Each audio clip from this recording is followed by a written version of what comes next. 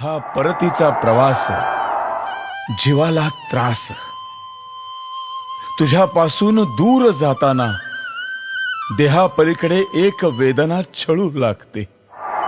तुझी असीम माया तेव्हा कुठे कळू लागते। थोडे थांबा ना बाप्पा, थोडे बसा ना, आला नाही तोवर तुम्ही जातो म्हणता काका काका, आला नाही तोवर तुम्ही जातो म्हणता का। थोडे थांबा ना बाप्पा, थोडे बसा ना, थोडे थांबा ना